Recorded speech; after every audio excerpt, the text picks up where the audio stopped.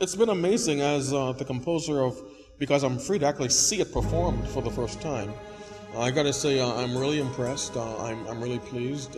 It's cool. You must be pretty tired from all these excessive practices over and over and over. I mean, come on, you might be an amazing ballerina, but you're also partly human, right? Yes, a little bit, just a little bit. Yeah. So, what would you say was the most challenging aspect of getting this choreography down?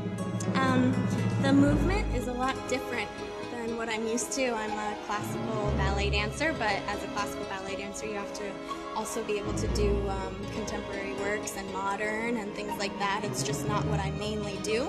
So getting the movement, getting the port de bras out, getting sharpness and all that stuff was my greatest challenge. Yeah. Well, it seems like you did well with your challenges. Thank you. Really. And Chiaki, as the choreographer, what I'd like to hear from you is, what's the story of the movement? What are we really depicting here? Yes, well, this is your music that you composed, and I really loved it. And I picked it because I thought it was perfect for her. It suits her very well, and plus I was listening over and over again, and it sounded at some point it was very sad. So I named it, I named my piece, it's called Solitude. And so solitude is alone and sadness, you feel very sad because you're alone. So I wanted her to be she wants to be her shell. So it's more of like a pearl or something really important, but she's in her shell all the time. So she feels like alone and solitude. And then when she shell opens up and she sees the world, but she still feels alone. And so the white sheet represents the shell. Exactly. Yeah. And then herself in the inside is like a pearl, something inside the shell, and then she goes out and dances, which is really maybe my imagination is really like a sea. So but she's never seen that before, but she still feels she's by herself because it's really deep inside, and she goes back to the shell because she thinks that it's her place.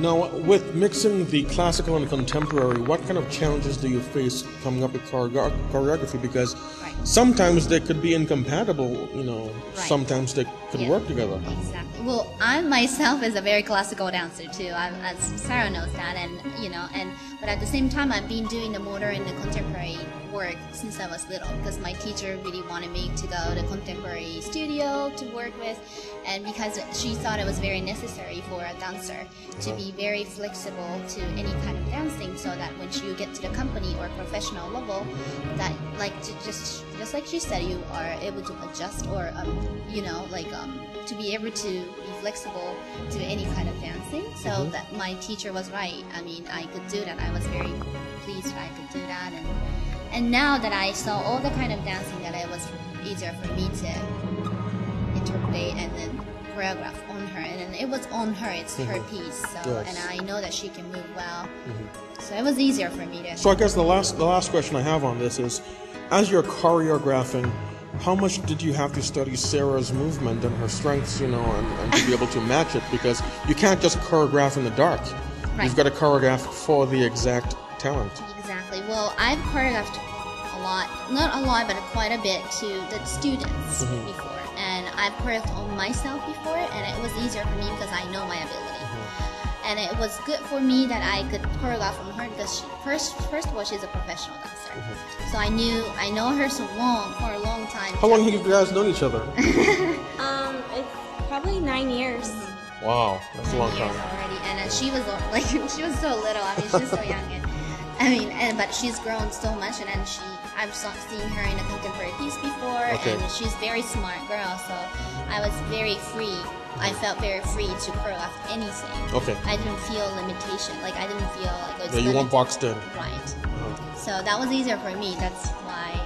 Okay. Yeah. Well, thank you so much. I really have to say again, as the composer, not every day does a composer get to see their work come to life. So I feel like I'm in a group of a fortunate few. And so thank you to both of you for choreographing and for performing. Thank you very much.